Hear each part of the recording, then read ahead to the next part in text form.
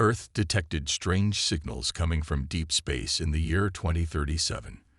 These weren't random cosmic noise, but followed patterns that suggested intelligence. At the Arecibo Observatory in Puerto Rico, Dr. Lisa Rice stared at her computer screen, her coffee long forgotten.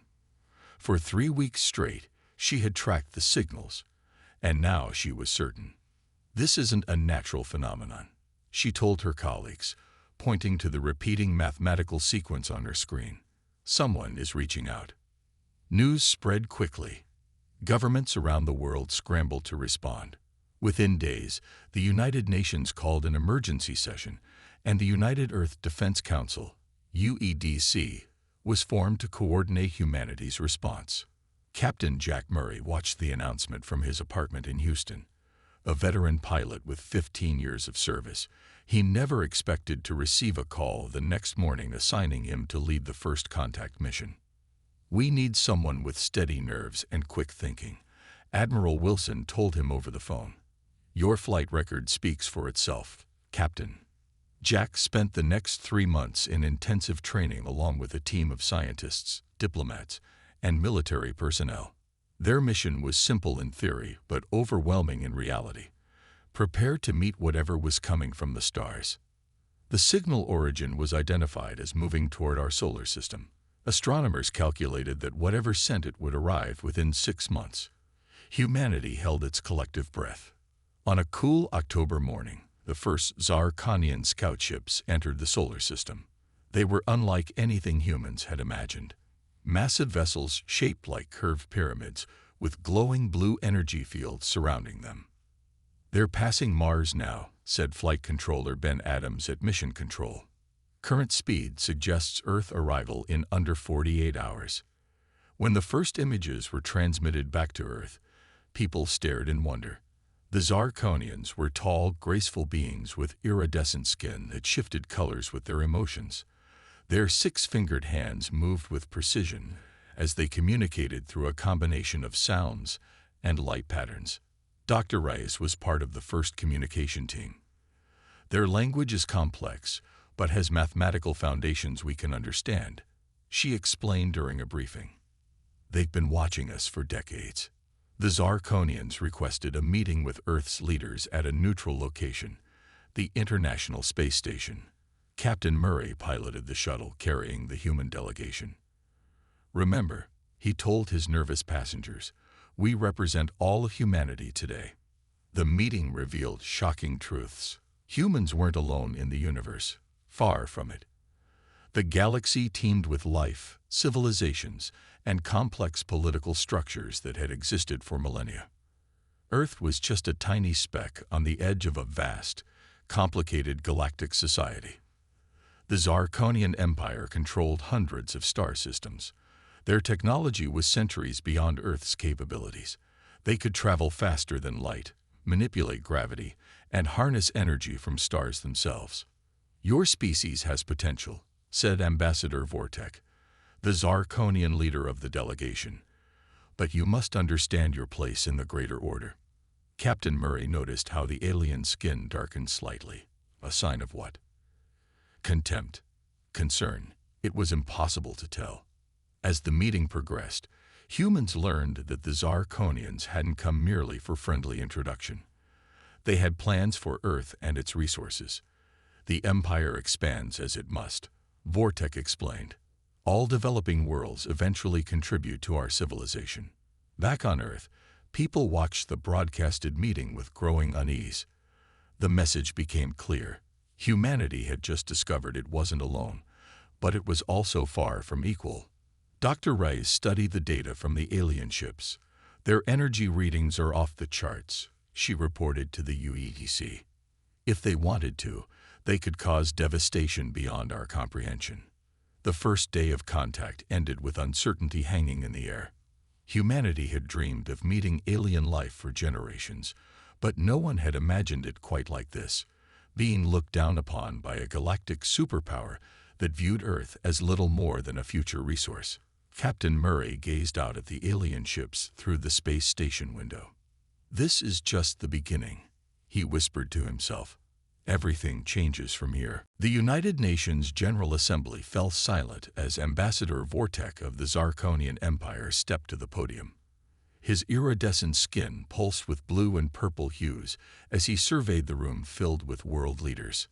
"The Galactic Council has assessed your planet," he announced, his translator device converting his musical language to flat English. "Earth has resources valuable to the Empire. You will surrender mining rights to your rare minerals, control of your oceans, and 20% of your population for labor." Gasps echoed through the chamber. The ambassador continued without pause. "You have 30 days to prepare for integration. Resistance is inadvisable. Worlds that resist suffer unnecessary damage." His skin flashed a dark red.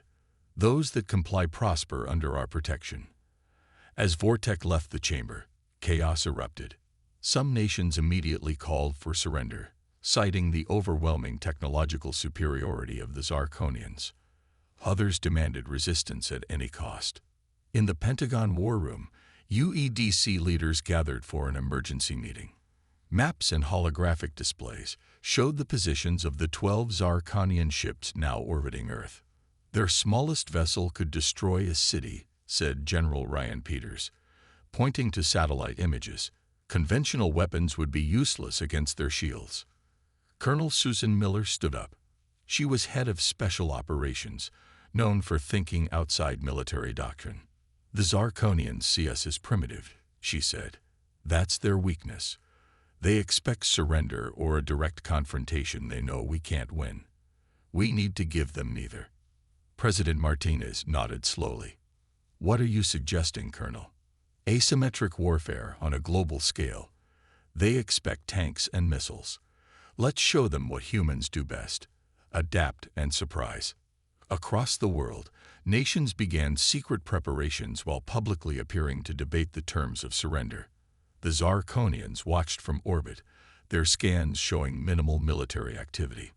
Their reports to the Empire indicated Earth was behaving as expected for a pre-FTL civilization facing superior force. In an underground facility near Geneva, Colonel Miller assembled Operation Pebble, a task force of the best minds from 30 countries.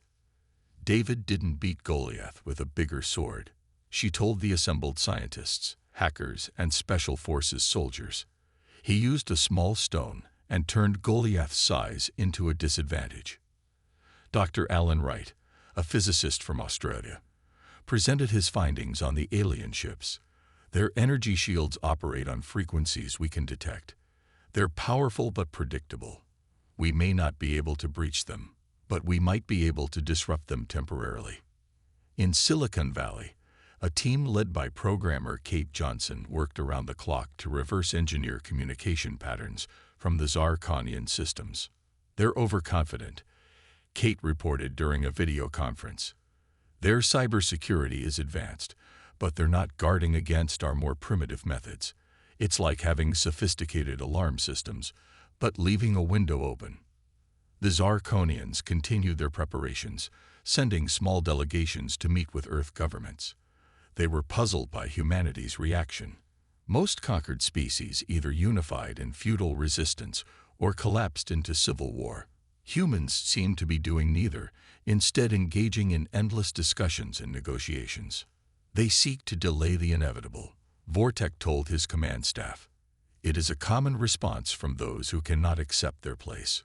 What the Zarkonians failed to understand was humanity's greatest strength: creative problem-solving under pressure. While ambassadors kept alien delegates occupied with complex questions about the integration process, Operation Pebble continued its work. With just 1 week remaining before the deadline, Colonel Miller presented her completed plan to the UEDC leadership. "We can't beat them in a conventional war," she acknowledged. "But we don't need to. We just need to make occupation too costly for them to maintain." President Martinez looked at the faces around the table, representatives from nations that had been enemies months before, now united against a common threat. "Humanity has spent its history fighting itself," he said quietly. "Perhaps it's time to show the galaxy what happens when we fight together instead." The vote was unanimous. Operation Pebble would commence when the ultimatum expired. Factories across the globe shifted from making cars and appliances to producing new defense technology. Workers who once assembled phones now built small electronic devices designed to interfere with Zirconian systems. The change happened quietly, behind closed doors, and away from the watchful eyes of alien observation drones. Professor Alan Wright worked tirelessly in his lab beneath the Australian outback. His team had discovered how Zirconian shields responded to certain electromagnetic frequencies. "It's like finding the right note to crack a glass," he explained to visiting military officials. "We can't destroy their shields completely, but we can create brief windows of vulnerability." His invention was a small disc that could emit precisely calibrated energy pulses. These weren't powerful enough to be detected as weapons, but could momentarily disrupt shield harmonics at close range. "We'll need thousands of these," said one general, examining the prototype. "We'll have them," Professor Wright promised. "Production begins tomorrow." At a remote base in northern Canada, Lieutenant Olivia Garcia led Special Forces units through intense training exercises. Soldiers from 30 different nations learned to work together despite language barriers and different military doctrines. "The Zirconians expect us to fight like we've always fought each other," Olivia told her troops as they gathered around a fire after a grueling day. "But we're not fighting for territories or resources this time. We're fighting for Earth itself." The soldiers practiced new tactics designed specifically for confronting technologically superior forces: quick hit-and-run attacks, electronic warfare, and making use of Earth's varied terrain that the aliens weren't accustomed to. In Silicon Valley, tech genius Kevin Powell had been recruited from his startup company to lead the cyber warfare division. His team worked around the clock analyzing the limited data they had on Zirconian computer systems. "Their tech is advanced, but their security has blind spots," Kevin explained during a briefing. "They've never needed strong defenses against less advanced civilizations. That gives us a narrow path in." His team developed virus-like programs that could potentially slip into Zirconian networks through unconventional means. The aliens used quantum communications for important commands, but their routine systems still had exploitable weaknesses. Nations that had been enemies for generations now shared intelligence and resources. Russian engineers worked alongside American scientists. Chinese manufacturing capabilities merged with European designs. The entire planet unified with a single purpose: survival. High above Earth, Zirconian spy drones monitored the planet's activities. They reported minimal military mobilization, noting instead what appeared to be resignation and acceptance among many human populations. "Humans are behaving as expected," reported Fleet Commander Sarvel to the Empire's Central Command. They realized resistance would be futile. Some minor defensive preparations are visible, but nothing that poses any threat. The Zirconians had conquered dozens of worlds and had seen this pattern before. What they failed to understand was humanity's greatest strength: adaptability under pressure. Deep beneath the Rocky Mountains, Colonel Miller reviewed the global readiness reports. Earth's traditional military forces remained visibly in their usual positions, giving no sign of the true preparations underway. "The Zirconians have conquered many worlds," she told her staff, "but they've never faced humans before.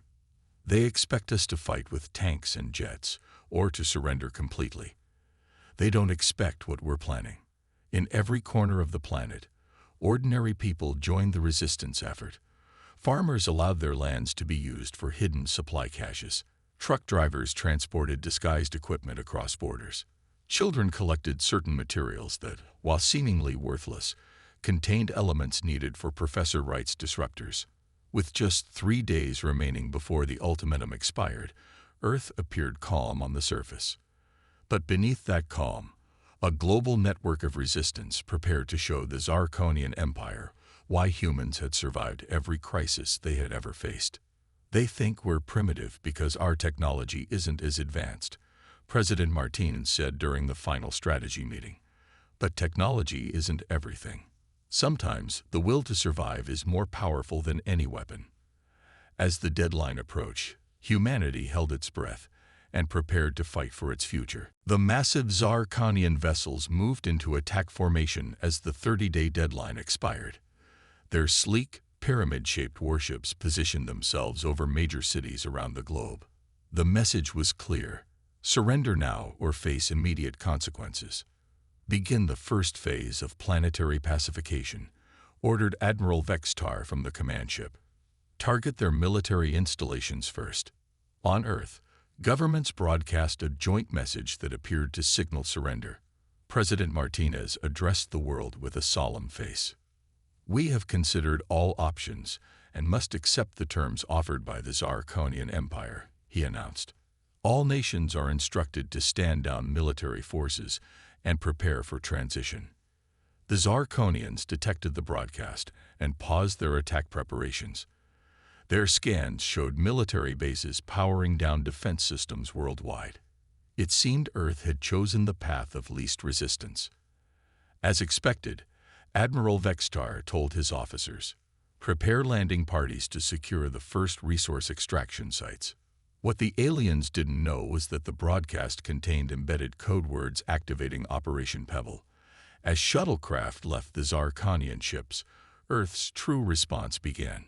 Special Agent Daniel Martinez led a team of 12 operatives on what seemed like an impossible mission. Their small craft, disguised as space debris, drifted toward the main Zarkonian command ship. "Remember, we have one shot at this," Daniel told his international team. "Stealth is our only advantage."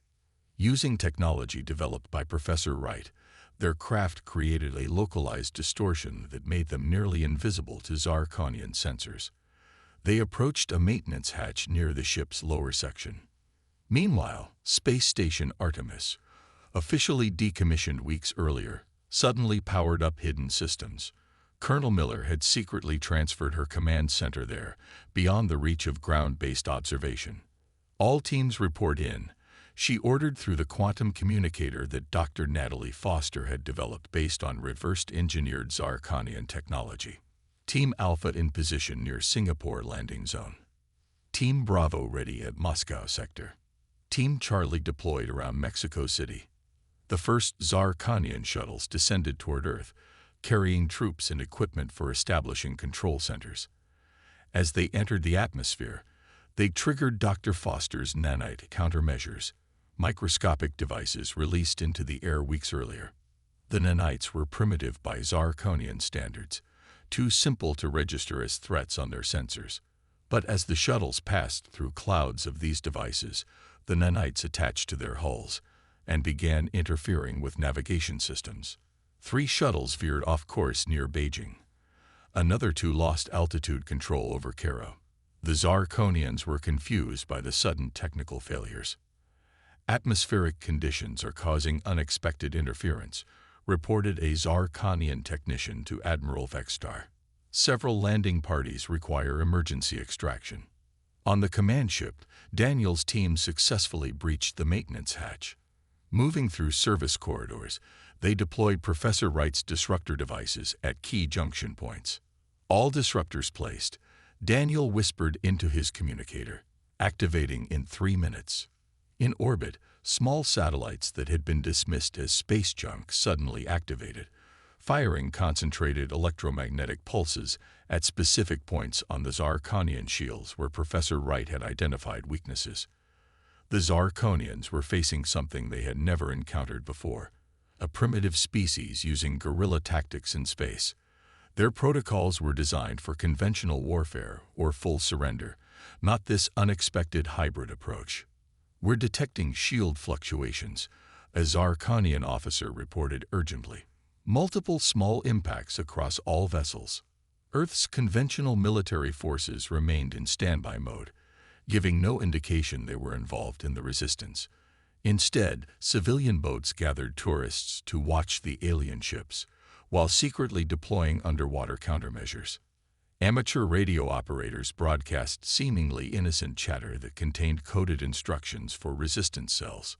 University observatories studying the alien ships used their telescopes to target laser guidance systems. As night fell across half the planet, The Zarkonians faced unexpected resistance everywhere they turned. Their superior technology was being countered not by equal force, but by countless small actions that added up to significant disruption. Admiral Vextar stared at the tactical display in disbelief. How are they doing this? They're supposed to be primitive. The morning of the third day brought unexpected challenges for the Zarkonian invasion force. Admiral Vextar's face darkened to a deep purple as he reviewed the latest reports. Despite their overwhelming technological advantage, the Empire's forces were meeting resistance unlike anything they had encountered before. Major Richard Campbell watched from a hidden bunker as Zarkonian ground troops attempted to secure a mining facility in Colorado. The aliens moved with precision, their armor gleaming in the early sunlight. They expected minimal resistance from what they considered primitive human defenses. Wait until they reach the marker, Richard whispered into his communicator. When the alien squad crossed into the designated zone, Richard pressed a small device. Nothing dramatic happened, no explosion, no visible attack. The Zarkonians continued forward, unaware that thousands of Professor Wright's nanites had been released into the air around them. Within minutes, their advanced communication systems began failing. Suits designed to analyze Earth's atmosphere started sending false readings. The squad commander signaled for emergency extraction, but their distress call never reached the orbiting ships. Earth's hidden strength was being revealed not through direct combat, but through countless small disruptions that added up to major tactical problems for the invaders. In orbit, Commander Samantha Phillips directed operations from the secret lunar base that officially didn't exist. The base had been built under the guise of a failed mining operation years earlier and abandoned on paper. In reality, it had been converted into humanity's last-ditch command center. "Quantum network is holding," reported her communications officer. "All Earth resistance cells are coordinated and following the timetable." The humans had discovered that while the Zarkonians could jam traditional radio and digital signals, they couldn't detect or interfere with Earth's hastily constructed quantum communication network. Based on principles reverse-engineered from observed alien technology, the network allowed resistance forces worldwide to coordinate their actions invisibly. In the South Pacific, a seemingly civilian research vessel drifted near a Zarkonian shuttle that had landed on the ocean surface. The aliens had come to begin harvesting rare minerals from the seabed. They ignored the human boat, considering it harmless. A team of divers deployed from the vessel's underside, carrying modified versions of Professor Wright's disruptors. They attached the devices to the shuttle's hull beneath the waterline, where the Zarkonian sensors were weakest. Similar scenes played out across the planet. Humans avoided direct confrontation, instead using their intimate knowledge of Earth's varied environments to target vulnerabilities in alien technology. The turning point came when a coordinated strike disabled the shields on the Zarkonian battlecruiser Dominion. The massive ship hung in orbit, suddenly vulnerable as its energy field flickered and failed. "All teams, execute Operation Hornet," Commander Phillips ordered from the lunar base. Small, unmanned spacecraft launched from hidden facilities around the globe. These vessels, built using a combination of Earth technology and adaptations of observed Zarkonian principles, headed for the disabled battlecruiser. Admiral Vextar watched in disbelief as the swarm approached. "Impossible," he muttered. "Their technological level cannot produce spacecraft capable of reaching orbit so quickly." What the Admiral didn't know was that Earth had been building these vessels since first contact, disguising the program as satellite launches and space debris removal missions. The small craft attached themselves to the Dominion's hull. Instead of attacking, they began drilling small holes through specific points where the ship's armor was thinnest. Special Forces teams in spacesuits entered the vessel, carrying Professor Wright's disruptors and Dr. Foster's electronic countermeasures. Within hours, the Dominion was under human control. For the first time in known history, a Zarkonian Imperial vessel had been captured intact. Scientists and engineers immediately began studying the ship's technology. Each new discovery was shared globally through the quantum network, allowing resistance cells to update their tactics in real time. In his command center, Admiral Vextar received the news with shock. His skin paled to an almost translucent white, the Zarkonian sign of extreme distress. "How can they be doing this?" he demanded of his officers. "They are primitives. Their technology is centuries behind ours." One of his analysts offered a troubling assessment. "They aren't fighting with technology, Admiral. They're fighting with adaptability. And in that area, they may surpass us." The captured Zarkonian battlecruiser Dominion contained something more valuable than advanced weapons or shield technology. It held the complete diplomatic archives of the Empire. As Earth scientists examined these records, they discovered humanity was not alone in its struggle.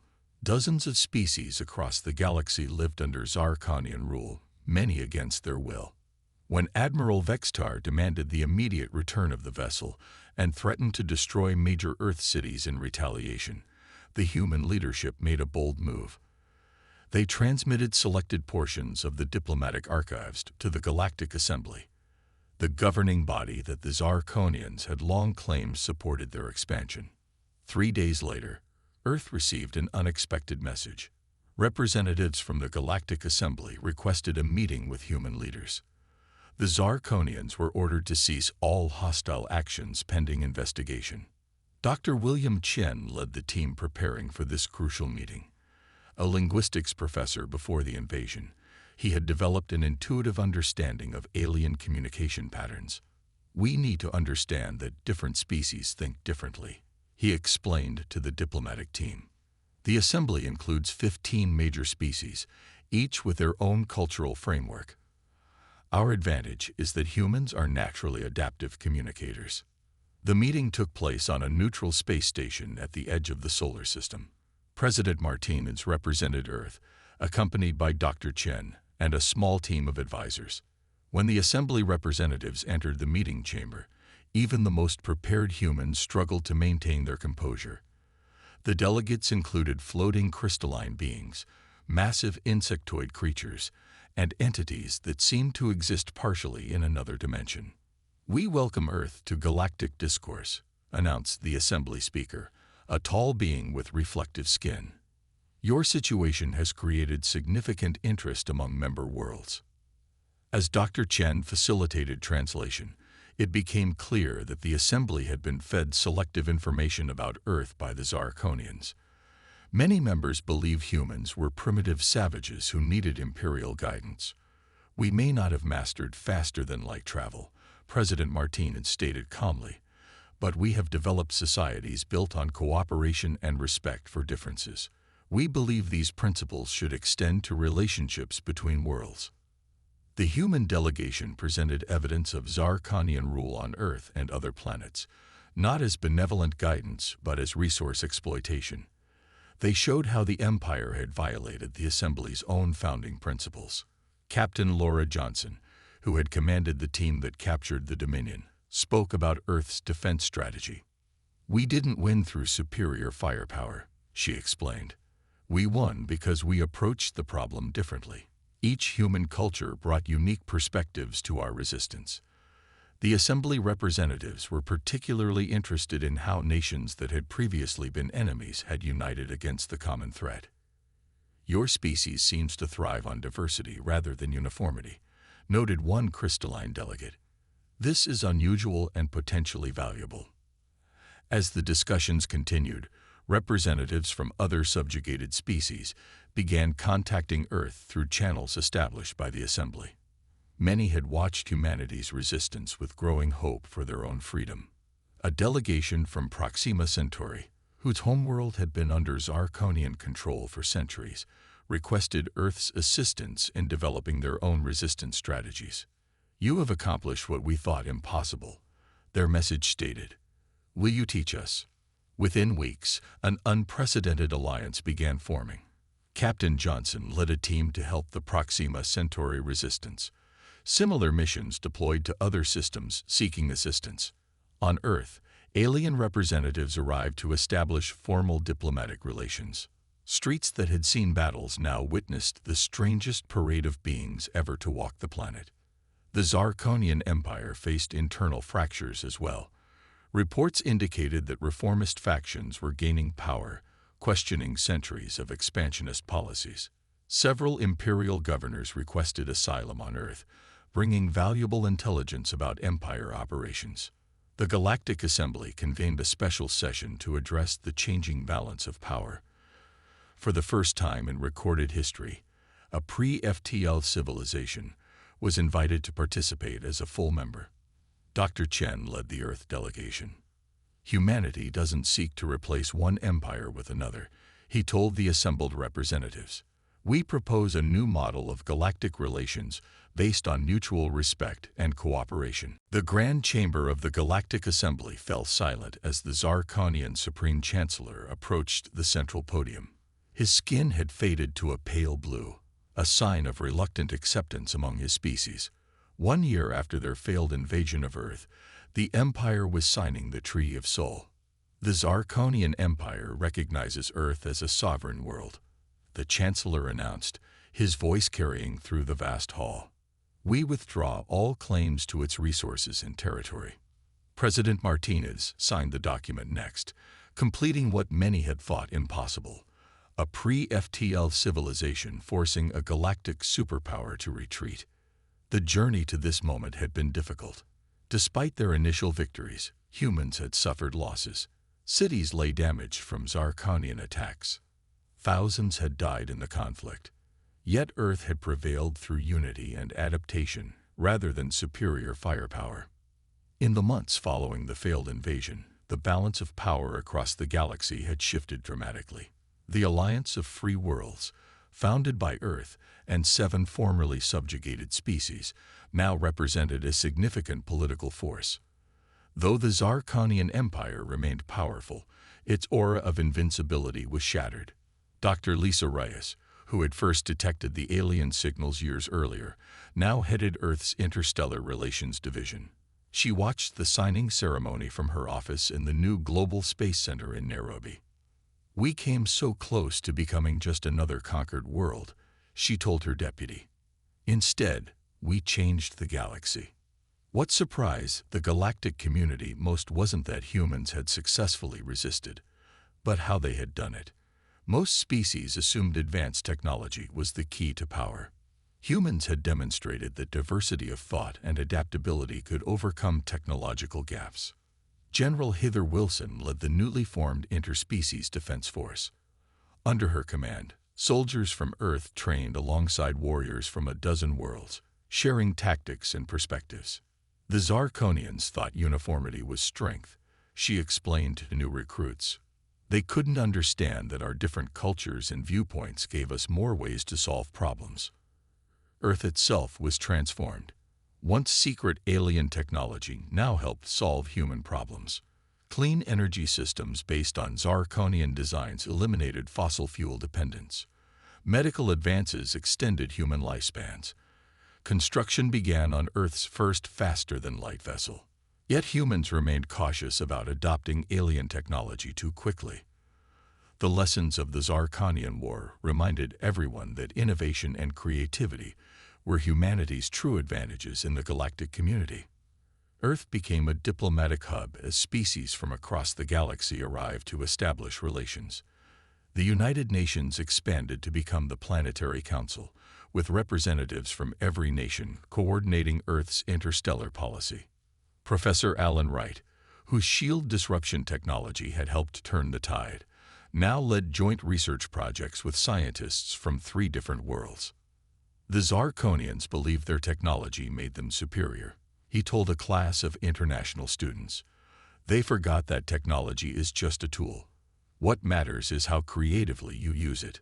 Across the galaxy, the story of Earth's resistance inspired other worlds. Species that had accepted imperial rule for generations began questioning their status. Some sought independence through negotiation, others through resistance modeled on human tactics. The Zarkonian Empire faced internal pressures as well. Reform movements gained strength, calling for an end to expansion and conquest. Young Zarkonians studied human culture, fascinated by Earth's diversity and adaptability. Captain Jack Murray, who had piloted the first contact mission years earlier, now commanded Earth's diplomatic vessel Unity. As he prepared for a mission to a distant world seeking alliance with Earth, he reflected on how much had changed. "We thought we were alone. Then we thought we were doomed," he told his crew during their departure briefing. "Instead, we found our place in the galaxy." Earth continued developing its own technology, while learning from alien knowledge. This balanced approach became known throughout the galaxy as the Earth model, respecting tradition while embracing innovation, maintaining cultural identity while engaging with the wider universe. In distant corners of the galaxy, the story spread of how a small blue planet had stood against a superpower and changed the course of galactic history, not through conquest or domination, but through resilience, creativity, and an unwavering belief in freedom. The Zarkonians had arrived expecting an easy victory over primitive beings. Instead, they had inadvertently awakened a force that would transform the galaxy for centuries to come: humanity's unbounded potential.